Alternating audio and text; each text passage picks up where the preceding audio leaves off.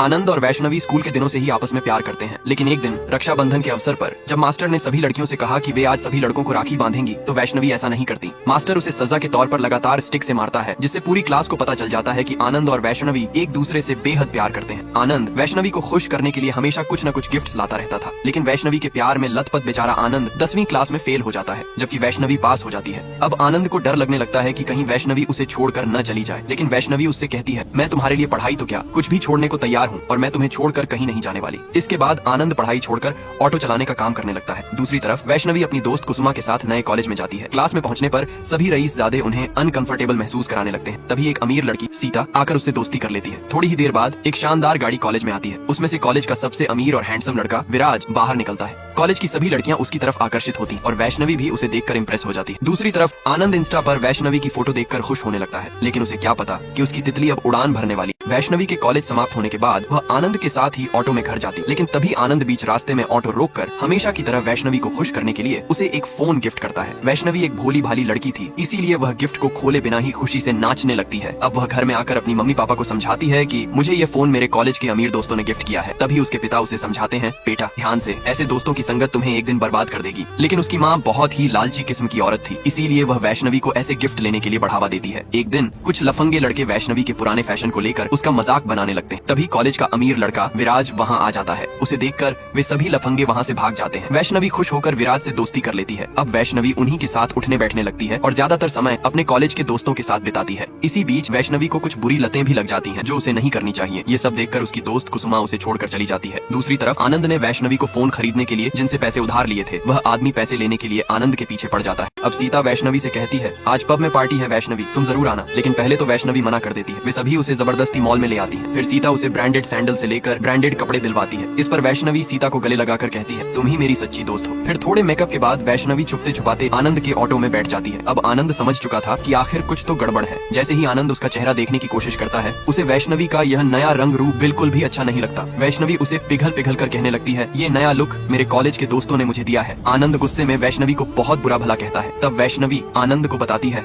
आज मैं अपने कॉलेज के दोस्तों के साथ पब की पार्टी में जा रही हूँ। जब आनंद ने यह सुना तो उसका गुस्सा 7वें आसमान पर पहुँच गया। इससे आनंद और वैष्णवी के बीच झगड़ा हो गया। गुस्से में वैष्णवी दूसरा ऑटो पकड़कर अपने घर पहुँच गई। दूसरी तरफ उसकी माँ वैष्णवी में हो रहे इस नए बदलाव को देखकर काफी खुशी महसूस कर रही थी। लेकिन अब परेशानी की बात यह है कि विराज वैष्णवी को सभी के सामने प्रपोज कर देता है। हालांकि वैष्णवी नशे की हालत में भी उसके प्रपोजल को रिजेक्ट कर देती है, लेकिन यहीं पर उसकी जिंदगी की सबसे बड़ी गलती हो जाती है, क्योंकि वह विराज को किस कर देती है। अब आनंद के इस व्यवहार से वैष्णवी गुस्से में आकर दूसरा ऑटो पकड़कर अपने घर निकल जाती है। आनंद बेचारा वैष्णवी की याद में माथा पिट कर रोने लगता है। आनंद के मना करने के बावजूद भी वह सज धज कर अपने दोस्तों के साथ पब की पार्टी में जैसे ही एंट्री मारती है, तो वेटर से लेकर आसपास के सभी लोग वैष्णवी के इस नए लुक को देखकर इम्प्रेस हो जाते हैं, क्योंकि किसी को भी अपनी आंखों पर विश्वास नहीं हो रहा था कि एक सीधी सादी लड़की इतनी खूबसूरत भी हो सकती है। इसी बीच कॉलेज का अमीर लड़का विराज भी वैष्णवी के प्यार में गिर चुका था। अब अगले दिन विराज कॉलेज में केवल वैष्णवी को ही देखता रहता है और कहीं न कहीं वैष्णवी को भी इस बात की भनक लग जाती। अब वैष्णवी ज्यादातर समय विराज के साथ ही बिताती थी। दूसरी तरफ आनंद को कॉल पर कॉल आ रहे थे कि तू मेरा उधार लिया पैसा कब लौटाएगा। आनंद खुद अपने पिछले व्यवहार के लिए वैष्णवी से माफी मांग लेता है और वैष्णवी भी उसे अपने पब जाकर शराब पीने के बारे में सब कुछ बता देती है। लेकिन आनंद यह सब हंसकर टाल देता है, क्योंकि अब वह चाहता था कि दोबारा झगड़ा होने पर कहीं वैष्णवी उसे छोड़कर न चली जाए। लेकिन अब परेशानी की बात यह है कि आनंद ने वैष्णवी का फोन खरीदने के लिए जिससे पैसे उधार लिए थे, वह खुद वहाँ आकर अपने पैसे लेने के लिए आनंद के साथ मारपीट करने लगता है।